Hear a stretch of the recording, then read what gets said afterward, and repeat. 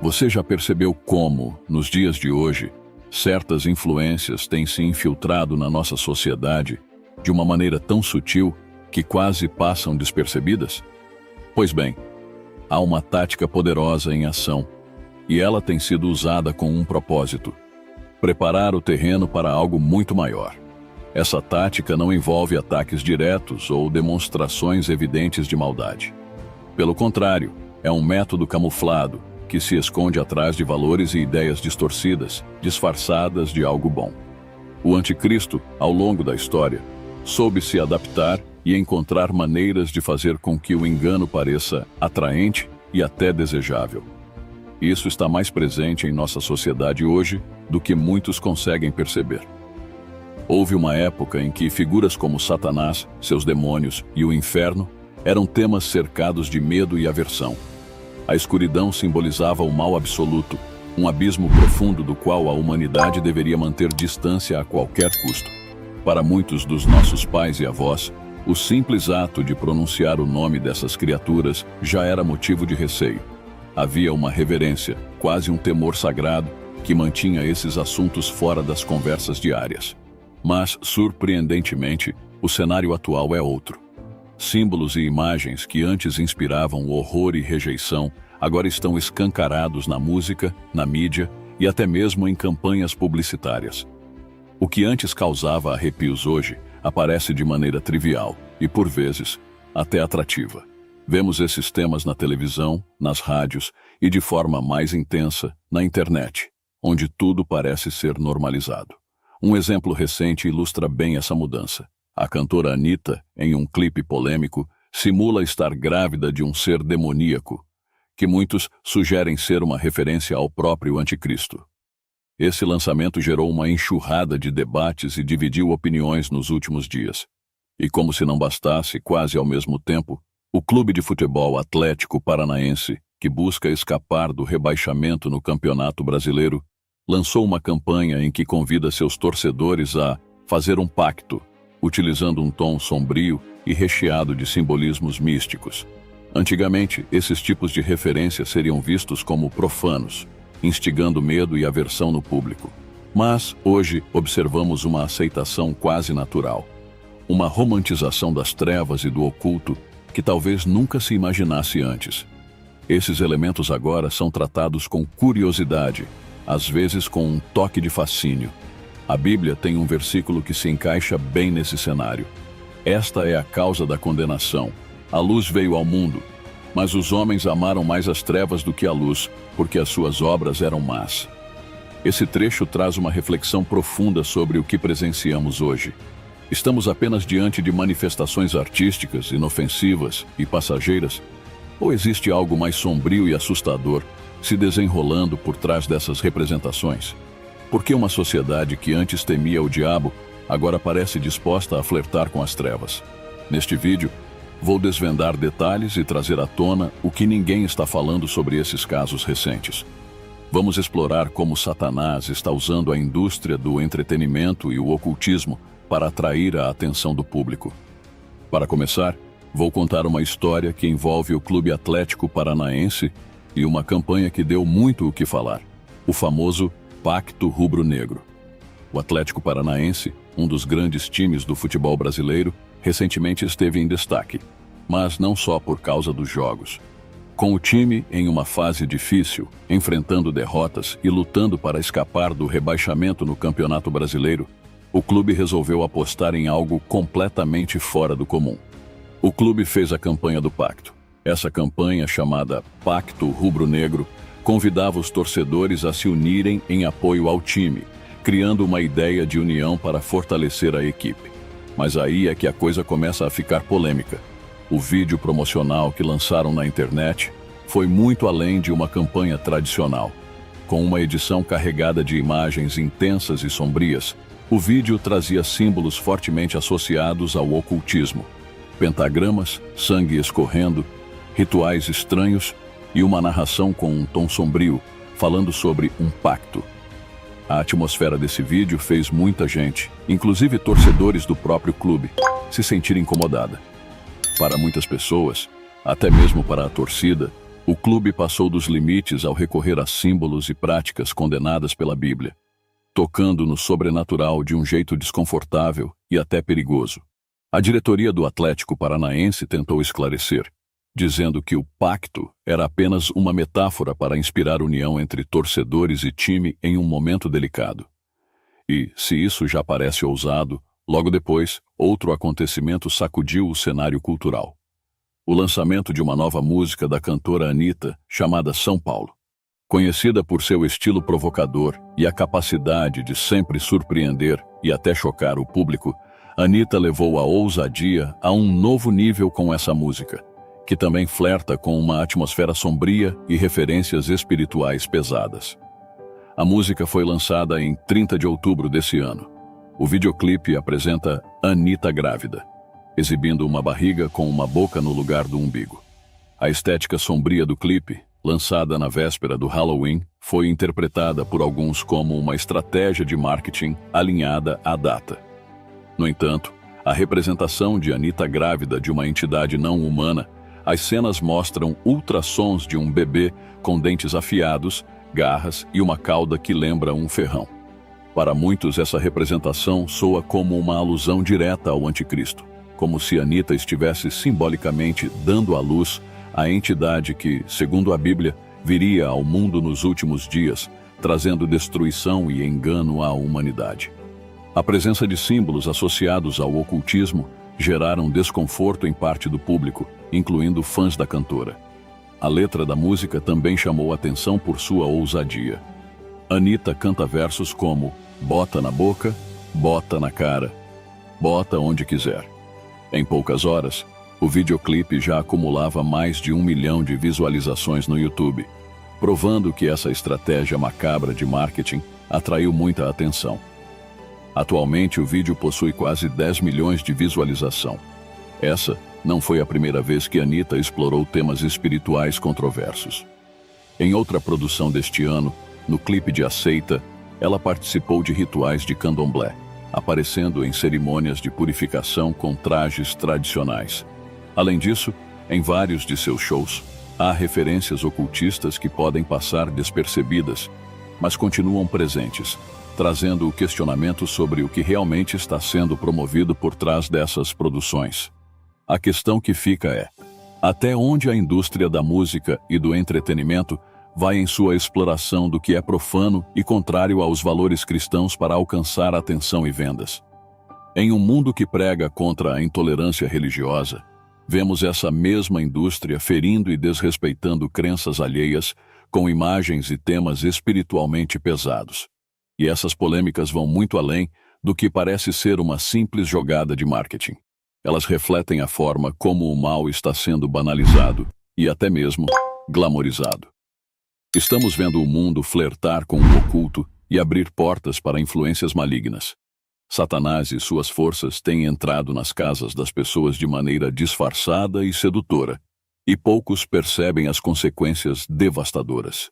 A Bíblia nos alerta que nos últimos tempos virá a apostasia, o abandono da fé, e as pessoas estarão dispostas a seguir o anticristo, acreditando em suas mentiras e aceitando a marca da besta sem resistência.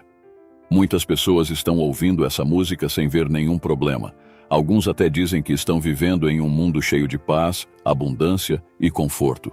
Mas, de fato, é isso que o anticristo está proporcionando para enganar as pessoas. A falsa paz e a unidade global são as armas mais ardilosas que o anticristo utiliza para preparar o terreno. Ele não chega com ameaças ou destruição direta. Ao contrário, se apresenta como a solução para os conflitos e desafios do mundo. Em meio a crises e incertezas, ele surge oferecendo uma união que parece tão necessária, tão desejada, que as nações a acolhem de braços abertos, sem perceber o perigo oculto. Essa promessa de paz, no entanto, é construída sobre areia movediça. O apóstolo Paulo nos alerta: quando andarem dizendo paz e segurança, então lhes sobrevirá repentina destruição. Essas palavras ecoam um aviso de que a paz prometida pelo anticristo não é duradoura. Ela esconde a destruição que virá de forma abrupta e inevitável. Mas o poder dessa estratégia vai além da política. É uma paz que atrai tanto líderes quanto cidadãos comuns, que buscam desesperadamente estabilidade e segurança em tempos de caos. E, ao unir nações sob uma mesma bandeira, o anticristo enfraquece a identidade individual dos povos, criando uma submissão global que serve aos seus propósitos. O anticristo se aproveita do relativismo moral e espiritual que tem se espalhado pelo mundo, uma ferramenta eficaz para enfraquecer a percepção de verdade. Em uma sociedade onde cada indivíduo cria sua própria versão do que é certo e errado, a verdade absoluta é abandonada, e a moralidade se torna uma questão de perspectiva pessoal. Esse relativismo prepara o solo para que o anticristo se apresente como a voz que define o que é verdade e estabelece o que é aceitável. A Bíblia prevê esse tipo de cenário. O apóstolo Paulo alerta: porque virá tempo em que não suportarão a sã doutrina, mas tendo comichão nos ouvidos, amontoarão para si doutores conforme as suas próprias concupiscências. Este tempo descrito reflete uma geração que rejeita o ensino verdadeiro, preferindo ser guiada por vozes que reforçam seus próprios desejos. Isso cria uma sociedade desprotegida contra o engano, pronta para acolher um líder que personifique esses valores distorcidos. Em vez de verem o certo e o errado como princípios inabaláveis, muitos hoje enxergam tudo como uma questão de opinião. A linha entre o bem e o mal é borrada, e a voz da consciência, antes guiada pela palavra de Deus, é substituída pelo que é popular ou conveniente. Essa mudança no pensamento coletivo abre portas para que o anticristo estabeleça sua verdade, uma narrativa manipulada que serve ao seu propósito de controle. Além disso, a noção de pecado é diluída, perdendo seu peso e gravidade. Em um mundo onde tudo é relativo, o conceito de arrependimento desaparece e o ser humano é encorajado a viver sem considerar as consequências espirituais de suas ações. Isso cria um ambiente onde o anticristo pode se posicionar como alguém que compreende e aceita todos, eliminando a necessidade de juízo ou condenação, o que soa atraente para muitos.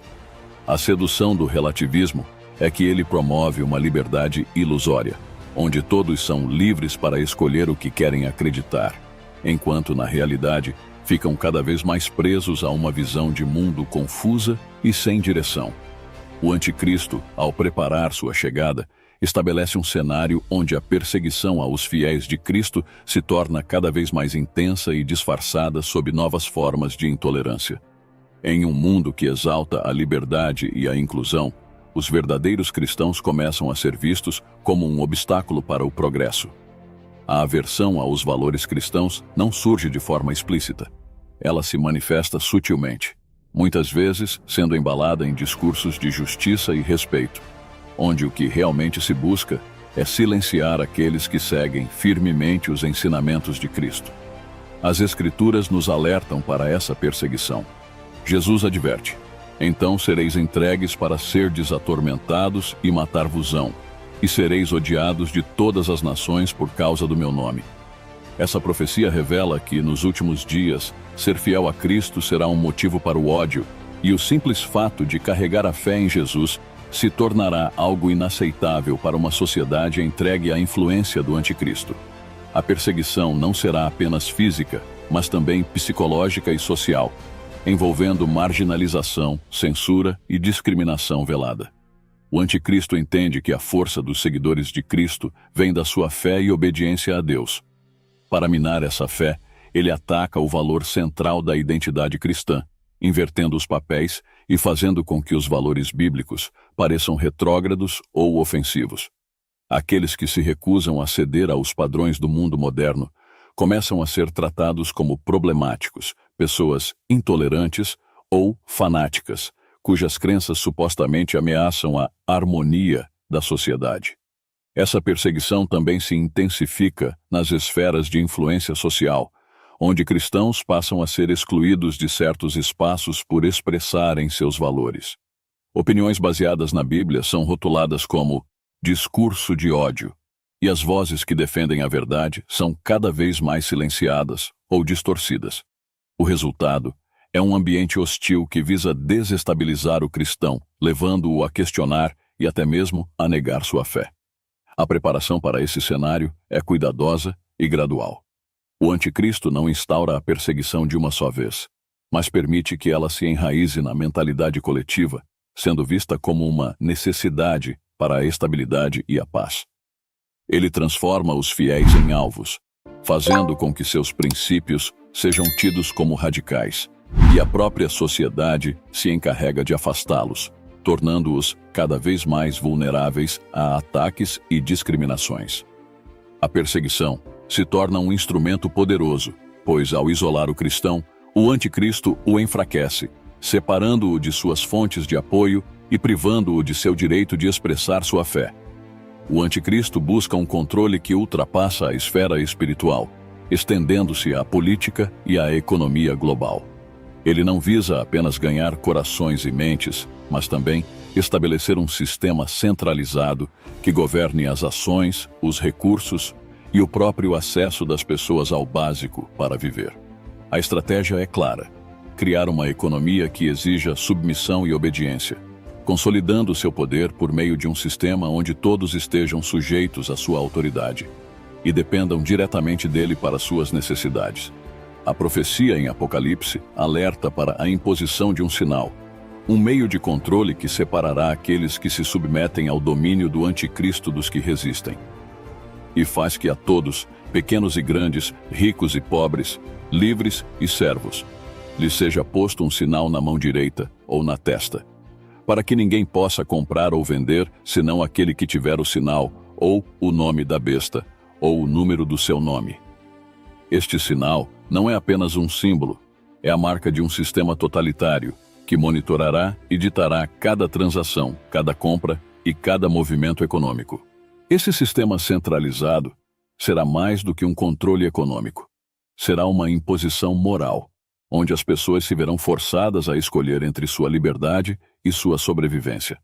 Ao amarrar o acesso a recursos essenciais a uma obediência total, o anticristo cria um mecanismo que impõe submissão e lealdade. Aqueles que se recusarem a receber sua marca serão excluídos do comércio, privados de sustento, forçados à margem da sociedade. A pressão não é apenas financeira, é uma maneira de testar a fé e a determinação daqueles que permanecem fiéis a Deus. A unificação do poder nas mãos do anticristo será engenhosa. Ele convencerá as massas de que uma economia centralizada é a única forma de garantir paz e justiça em um mundo cada vez mais fragmentado. E assim, governos e populações inteiras cederão a esse sistema, acreditando que essa submissão trará segurança e prosperidade. No entanto, ao entregar sua liberdade a esse controle, as pessoas se tornam peças de um sistema que dita quem pode e quem não pode sobreviver. Com a economia e a política nas mãos de uma única figura, cada aspecto da vida estará sujeito ao monitoramento. A ideia de privacidade e liberdade individual desaparece, e as pessoas estarão constantemente sob a vigilância desse governo. E sob esse controle, a diferença entre os que seguem a Deus e os que se entregam ao sistema do anticristo será cada vez mais clara. O anticristo não apenas busca controle, mas exige adoração. Sua tática é se posicionar como a única autoridade digna de veneração, reivindicando o lugar de Deus na vida e nos corações das pessoas. Sua estratégia vai muito além de poder político.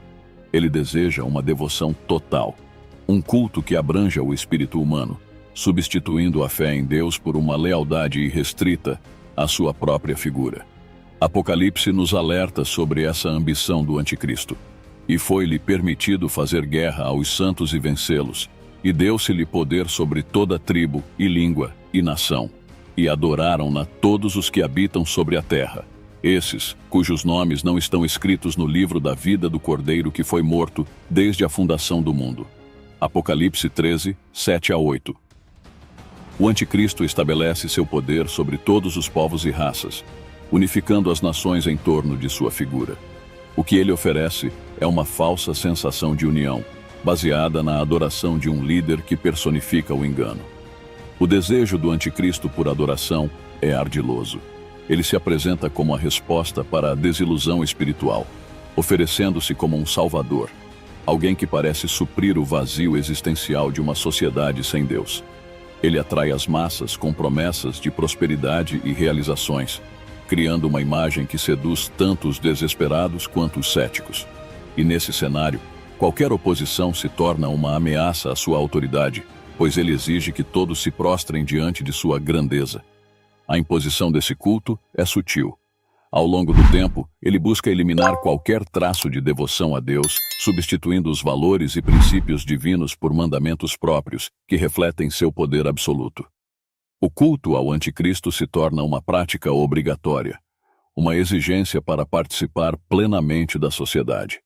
Ele não tolera rivais e remove qualquer vestígio de fé que desafie sua posição, transformando o que antes era uma escolha de fé em uma questão de sobrevivência social.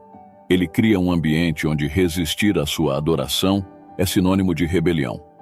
Aqueles que recusam adorar o anticristo são perseguidos, silenciados e marginalizados. A adoração que ele exige não é apenas um ato físico, mas uma entrega de mente e espírito. Um comprometimento total com sua visão e seu domínio. O anticristo sabe que, para influenciar profundamente as pessoas, precisa abrir portas para o ocultismo e o misticismo, apresentando-os como alternativas aceitáveis e atraentes à fé cristã. Esse plano não é imediato. Ele trabalha gradualmente para que essas práticas deixem de ser tabu e se tornem parte do cotidiano. Ao promover essas crenças como ferramentas de autoconhecimento e empoderamento, ele as normaliza e faz com que o que antes era visto como obscuro e perigoso se torne parte da rotina de muitos. O ocultismo não é mais percebido como algo sombrio. Ele é embalado em uma estética moderna e convidativa, adaptado para agradar a um público ávido por novidades e experiências espirituais. O anticristo trabalha cuidadosamente para centralizar o poder global, unindo nações sob uma única liderança e estrutura de governo. Esse processo é meticuloso e estratégico, onde ele busca dissolver fronteiras e estabelecer uma autoridade central que pareça necessária para resolver crises globais. Em tempos de instabilidade, ele oferece um plano unificador, e muitos líderes e cidadãos aceitam, crendo que essa centralização trará paz e estabilidade. O livro de Apocalipse nos dá um vislumbre desse futuro. Em Apocalipse, lemos: "E adoraram o dragão que deu à besta o seu poder, e adoraram a besta, dizendo: Quem é semelhante à besta? Quem poderá batalhar contra ela?"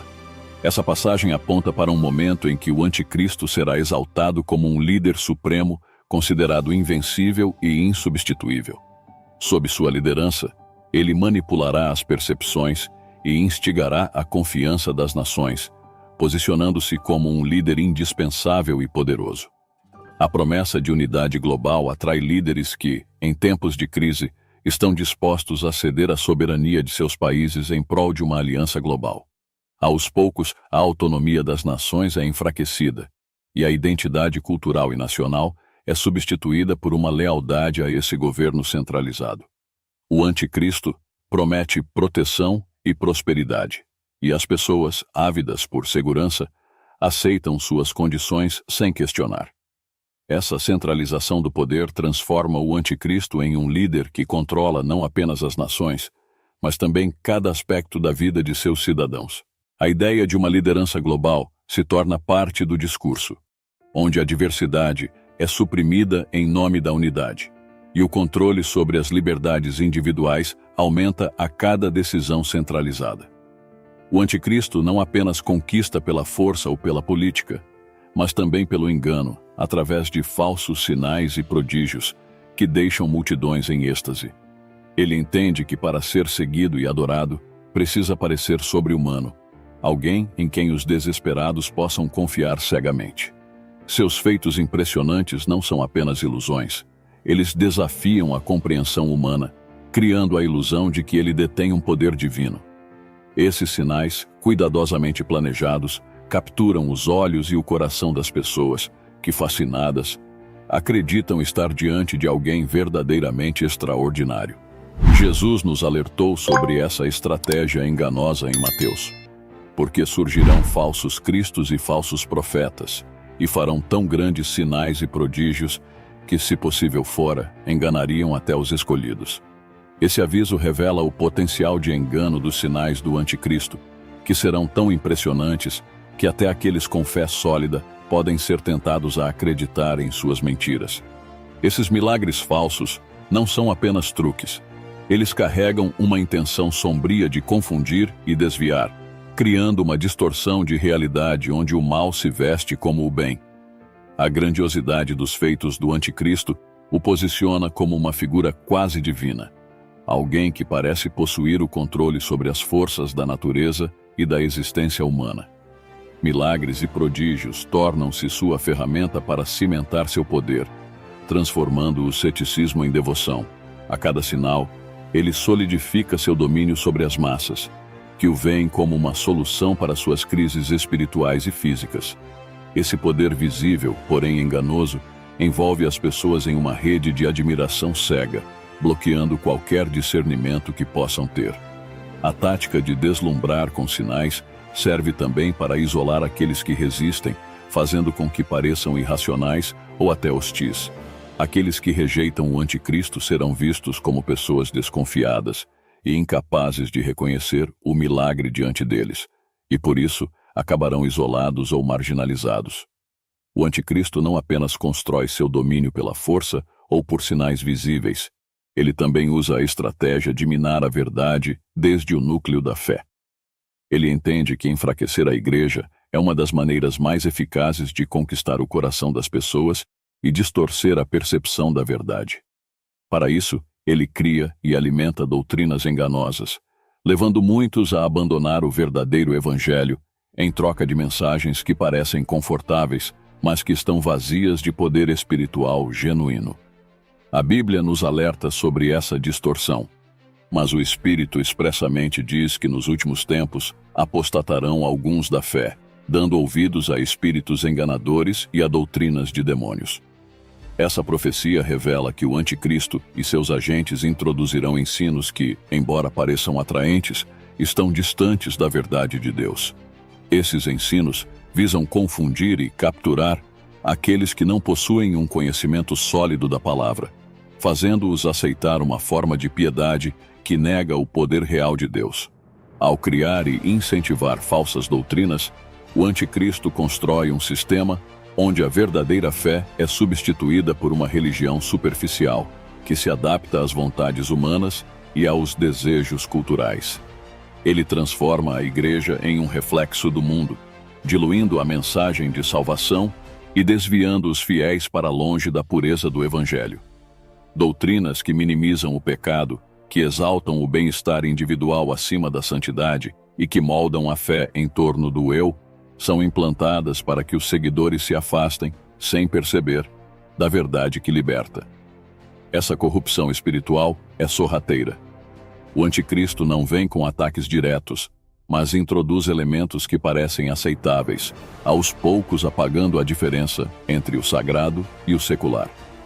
A igreja passa a abraçar práticas e ensinamentos que antes rejeitava, seduzida por uma ideia de relevância e inclusão. Esse processo leva muitos a perderem o discernimento, aceitando como verdade o que é, na verdade, uma distorção planejada para enganar. O impacto é devastador.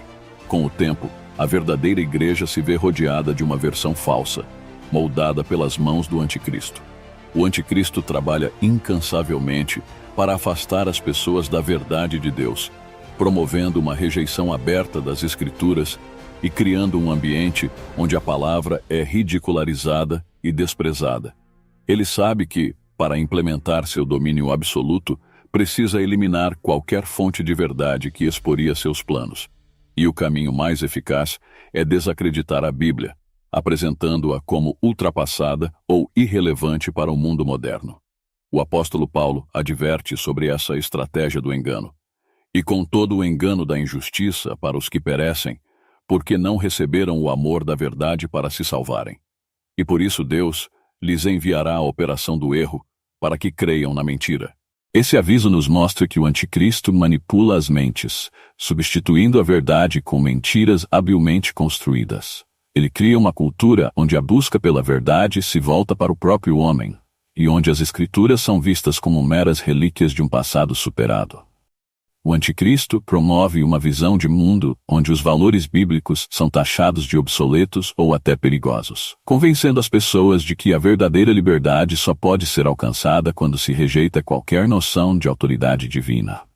As pessoas passam a acreditar que seguir a palavra é uma limitação ao seu potencial, uma barreira para o autodescobrimento.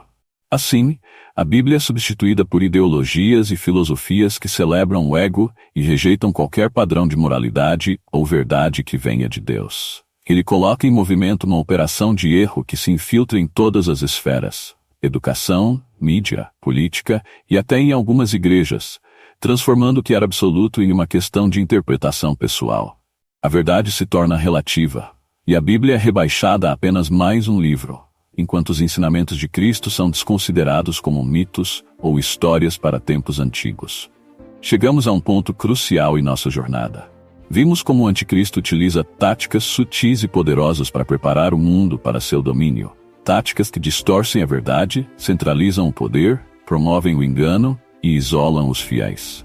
Esse cenário não é apenas uma série de acontecimentos isolados, é o cumprimento de profecias que alertam sobre os últimos dias. A falsa paz, o relativismo moral, o culto a uma figura enganadora, a perseguição aos fiéis e a rejeição da palavra de Deus estão moldando uma sociedade pronta para acolher o engano final.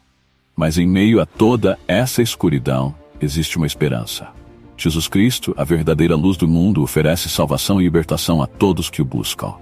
Ele veio para nos dar uma vida abundante e para nos livrar das trevas do engano. Neste momento, enquanto observamos esses sinais acontecendo ao nosso redor, somos chamados a buscar a verdade em Jesus e a fortalecer nossa fé. Ele é o único caminho para a vida eterna e a verdadeira paz que o mundo jamais poderá oferecer. Convido você a entregar sua vida a Jesus, o único que pode salvar e guardar você em meio a esses tempos difíceis. Aceitar a Jesus como seu Salvador é escolher a luz em meio à escuridão, é receber a verdade que liberta e a vida que transforma. Receba em seu coração, siga seus ensinamentos e permita que Ele guie seus passos. Que hoje seja o dia em que você toma essa decisão eterna, buscando em Jesus a segurança, a paz e a verdade que o mundo não pode oferecer. Olá pessoal, eu sou o Leonardo, proprietário desse canal. Gostaria de te fazer uma pergunta. Você já sonhou em ter seu próprio canal no YouTube, mas não sabe por onde começar? Se sim, hoje eu quero te convidar a transformar esse sonho em realidade. Imagine ter seu próprio canal, compartilhando suas paixões e impactando pessoas ao redor do mundo. Parece um sonho distante? Não mais. Eu estou aqui para te ajudar a tornar isso realidade com meu curso Desmistificando o YouTube. Com o meu curso, você vai aprender a criar um canal do zero e postar seu primeiro vídeo em até 20 dias. Trabalhe com o assunto que você gosta, seja conteúdo bíblico, motivacional, saúde, política, o que você preferir. Você vai aprender tudo para criar um canal igual ao meu. Você vai aprender do zero ao avançado. Em até 20 dias você já vai postar seu primeiro vídeo no seu canal. Se você tiver interesse, o link do curso está fixado nos comentários e na descrição do vídeo. Não perca a oportunidade de dar o primeiro passo em direção ao seu sucesso no YouTube. Vamos juntos nessa jornada.